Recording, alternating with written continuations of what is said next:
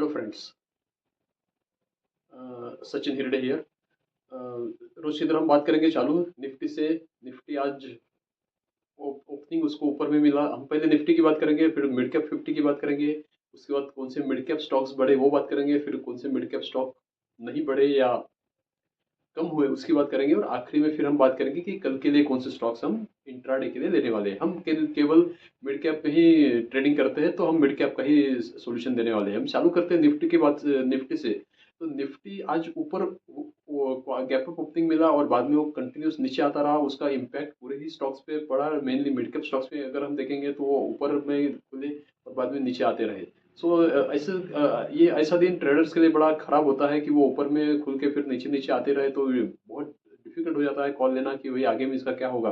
कुछ कुछ स्टॉक्स तो इम्प्रूव हो जाते हैं, लेकिन कुछ बहुत सारे स्टॉक ऊपर में स्टकअप हो जाते हैं। ऐसा पॉजिटिव सिनेरियो ऐसा लगता है कि शायद आज ऊपर जाएगा, लेकिन वो डिफिकल्ट डे हो जाता है इस तरह से। सो अगर हम निफ्टी मिड कैप निफ्टी की बात करेंगे, तो वो भी कितना 0.46 कुछ ऊपर था। आज ज़्यादा एडवांसेस थे, 34 स्टॉक्स ऊपर थे, 17-16 स्टॉक नीचे में थे। और जो बढ़ने वाले स्टॉक थे वो कोफोर्ज, एसीसी और सुजलॉन, ऐसा है ना, डिफरेंट डिफरेंट। एक आईटी वाला स्टॉक, एक कंस्ट्रक्शन सीमेंट वाला स्टॉक, एक सुजलॉन, एक renewable energy. So different different across ऐसा था। बाकी भी और कुछ स्टॉक बढ़े, लेकिन इतना कुछ मेजर नहीं, और कुछ स्टॉक घटे। डिक्सन, भेल। भेल काफी दिनों तक 290 पे बहुत स्ट्रांगली खड़ा था, लेकिन भेल अभी भी टूट गया। ट्यूब्स इंडिया तो बहुत दिनों से ऊपर नीचे 4000 के आसपास हो रहा है, कुछ भी उसका दिख नहीं रहा मेरे को। मैक्स फाइनेंस भी कम हुआ। तो this were the sum of the losers. अगर हम थोड़ा सा और डिटेल में बात करेंगे कौन से स्टॉक आज बड़े मिड कैप की बात करेंगे, तो गुजरात फ्लोरोकेमिकल्स ऑलमोस्ट 10-11% अप था। ये आइनॉक्स ग्रुप का स्टॉक है। ये गुजरात फ्लोरोकेमिकल से मेनली केमिकल लगता है, लेकिन ये फ्लोरोकेमिकल जो है उनका जो नया प्रोडक्ट है, या जो अभी फ्लोरो पॉलीमर जिसको बोलते हैं, जो लॉन्च करने वाले हैं या लॉन्च करने के स्टेज में अभी ऑलमोस्ट पहुंच चुके हैं, वो ये मेनली ईवी के लिए लगता है और इलेक्ट्रिक व्हीकल्स के लिए बात कर रहा हूँ। और फ्लोरोपॉलीमर्स जो है उसका प्रोडक्शन अभी अभी मेरे ख्याल से Q3 से चालू होने वाला है प्लांट। मैंने अभी डिटेल पढ़ा नहीं, लेकिन अभी पढ़ूंगा और अपडेट करूंगा आपको, मे बी इस वीकेंड पे अपडेट करूंगा। अभी जस्ट मैंने चालू किया था पढ़ना, लेकिन टाइम का कंस्टेंट होने के कारण। लेकिन गुजरात फ्लोरोपॉलीमर्स ऑलमोस्ट 11% अप था आज। मेरे ख्याल से कुछ प्लांट वांट चालू होने की बात है। I will update you. Copran हमने जैसे बोला था, कोपरान देखिए, जिसने भी इसमें हमने जो दिया था, आज आप देखेंगे तो आज ही हमने कोपरान को दिया था, एक दो दिन से दे रहे, लेकिन आज वो बराबर चल गया। तो Copran was almost by more than 10%। Caplin Point, this is one of the very good stock जो मैं ऑब्जर्व करता हूँ। और कैप्लिन पॉइंट के बारे में ऐसा मैं बता रहा हूँ अभी भी आपको कि ये जिसको भी इन्वेस्टमेंट करना है 3 साल से 5 साल के हॉरिजॉन के लिए, Caplin Point is a very ideal stock to be into. उसमें रहना चाहिए आपने। प्लीज इन्वेस्ट, अगर पॉसिबल है तो, अगर आप पॉसिबल है तो इन्वेस्ट कीजिए। जो जैसा भी आने, इफ़ यू हैव द इतना पेशेंस आप रख सकते हैं तो प्लीज़। क्योंकि ये स्टॉक में बहुत ज़्यादा पोटेंशियल है, ये कंपनी का अप्रोच बहुत पॉजिटिव है। और इन्होंने जो यूएस में जो इन्होंने इन्वेस्टमेंट किया है, वो यूएस की इन्वेस्टमेंट अभी इनकी धीरे धीरे रिजल्ट दिखाने वाली है। और एट द सेम टाइम ये जो क्या है, बहुत अफ्रीका में थोड़े से कंट्रीज में ही लिमिटेड थे, वहाँ से बहुत पैसा कमाया इन्होंने, और वो पैसा अभी वो बड़े बड़े कंट्रीज में, जैसे हो गया ब्राज़ील में वो एंट्री ले रहे हैं। उसी के आसपास जो बड़े बड़े कंट्रीज है, मेक्सिको में ये एंट्री लेने वाले हैं, यानी यूएस के आजू बाजू में। और अफ्रीका के बड़े बड़े कंट्रीज में एंट्री कर रहे हैं लोग, और वेरी वेरी ऑर्गेनाइज्ड वे में लोग एंट्री कर रहे हैं। Captain point will be a very good पैसा कमाने वाली मशीन है ये, आप इतना समझ लीजिए। अगर आप पैसा भी जितना भी है अगर आप डाल सकते हैं तो please go and put it money.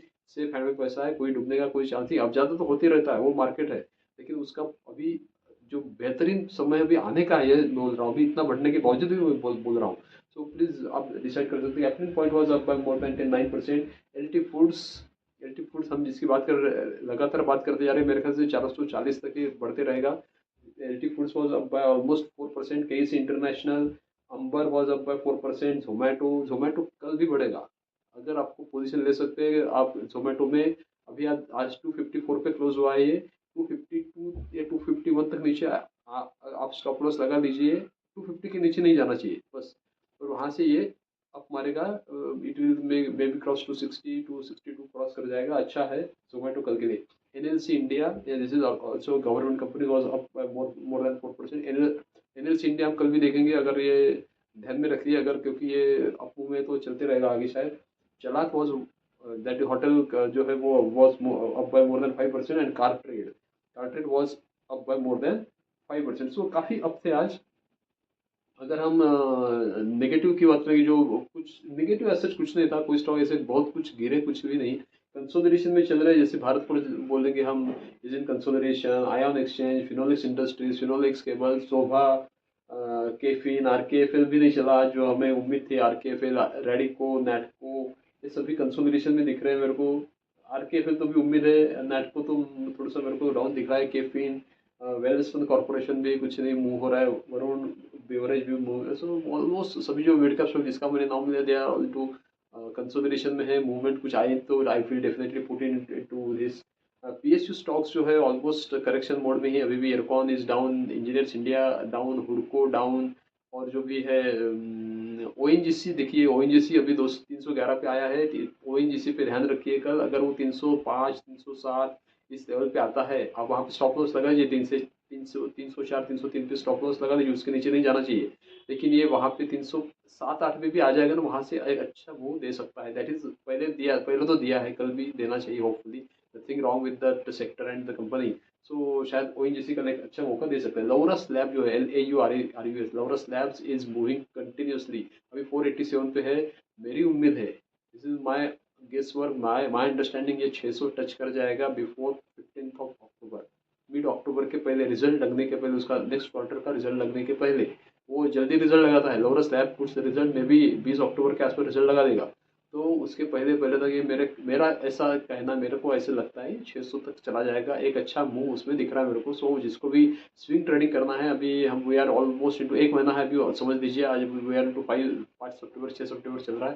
तो 1 डेढ़ महीने में 100 सवा 100 रुपये और बढ़ने का चांस है, जिसको भी आप कर सकते हैं। लौरा स्लैब की बात कर रहा हूँ। सिंजिन नाम का एक स्टॉक है, इट इज ऑल्सो लैब के यानी medical pharma company Syngene, that is also पहली बार अभी 900 क्रॉस किया है after long.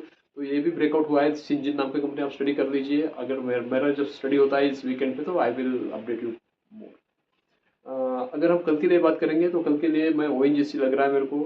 ONGC is very good stock, मैं स्टॉप लॉस भी दे रहा हूँ उसमें। मोतीलाल ओसवाल मेरे को कल के लिए बहुत अच्छा लग रहा है, प्लीज़ मैं ये अटैच कर दूंगा उसमें। रेडिको मेरे को आज भी मैं कंटिन्यू कर रहा हूँ, कल आज भी हमने दिया था, कल भी दिया था, कल के लिए भी रख रहा हूँ रेडिको। मॉइल नाम का जो स्टॉक है, मॉइल मॉइल अभी देखिए 397 पे है, मेरे को लगता नहीं इससे नीचे आएगा, ये बढ़ के आया है, means almost it had gone to 280 के लेवल से आके 397 पे। अगर ये कल 400 के ऊपर खुलता है, 402, 403, तो एक अच्छी मूव उसमें आ सकती है। तो मॉइल भी मैंने लिखा है। और इलेक्ट्रो स्टील कास्टिंग हम फिर से कंटिन्यू करें। इलेक्ट्रो स्टील कास्टिंग अभी भी ब्रेकआउट नहीं हो रहा जैसा चाहिए मेरे को, लेकिन उस पर भी जैसा आज कोपरान ने हमारे को मूव दिया वैसा ही देने का पूरा पूरा चांस है। इलेक्ट्रो स्टील कास्टिंग की बात कर रहा हूँ, 215 पे है अभी।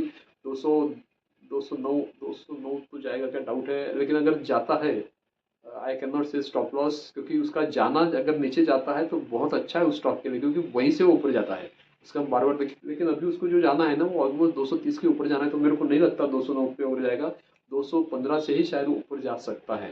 तो आप उसको इलेक्ट्रोस्टील कास्टिंग अगर ब्रेकआउट होगा तो एक अच्छी मूव अपने को उससे उम्मीद है। बलरामपुर, AID पैरी, एफएल और आरके, फिर इस पर कल आप ध्यान रखिए। ये स्टॉक अच्छे से सेट हुए, बलरामपुर भी अच्छा सेट हुआ है अच्छे मूव के लिए। AID पैरी तो वेट करके हम बहुत दिनों से वेट कर रहे हैं, लेकिन अभी भी उसमें मूव आ नहीं रहे, बस वेटिंग है, वेट करना है। जिसको पेशेंस से वेट करना है, वो एक ना एक दिन उसको AID पैरी खुश कर देगा। FL is ready to move, FL और आरके भी मूव करना चाहिए। आज नहीं हुआ लेकिन होना चाहिए, दैट इज। तो आज के लिए अब इतने ही रखते हैं, कल फिर से मिलेंगे हम विद फर्दर अपडेट्स। तो कल मिलते हैं। अगर आपको ये चैनल पसंद आ रहा है, आपको ये वीडियो पसंद आ रहा है, तो please like the video and subscribe to the channel.